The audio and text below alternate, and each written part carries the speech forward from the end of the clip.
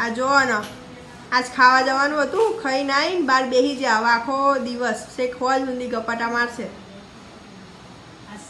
હે મમ્મી બહાર ખાવા જવાનું તો તને મજા આવે ને? રોજ ચાલે તારે રવણું ચાલતું હોય ને તો કામ કરીને જમી આવવાનું, નહીં રોધવાની જફા કે નહીં વાસણ નહીં કલાક ખાવા હેડો એવું એના ફોન. કાલ રાત્રે મોજ પડી હતી, આજ બપોરે મોજ પડી હતી.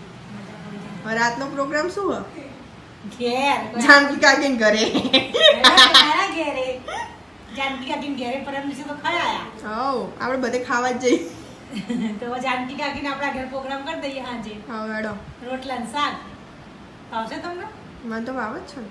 પહેલું જોર આવશે વચ્ચે એટલે આડા થશે ને તો અમારા બૈરાને ચોક જમવા જવાનું હોય ને એટલે અડધો આરામ મળી જાય અમને. એવું? હાસ આજ રસોડામાંથી અમને શાંતિ એમ થાય. બાકી રોજ સવારમાં ઉઠ્યા એમાં રસોડામાં પાછા તમે લોકો ચા પાણી કરાવી દઈએ, પાછા ફેર રસોડામાં બપોરે શું બનાવીશું એનું ટેન્શન, પાછા બપોરે માંડ નવરા પડીએ પાછું સાંજનું ટેન્શન. એટલે અમારે તો રસોડાનું ટેન્શન હોય આખો દિવસ.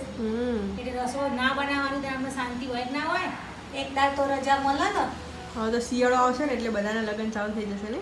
હા એટલે શાંતિ. મફત ખાવા જવા કોઈ ચલ્લા નહીં કરવા પડે તો યાદ કરીને ચોલ્લા કરવાના, બધી જવાબદારીઓ નહીં.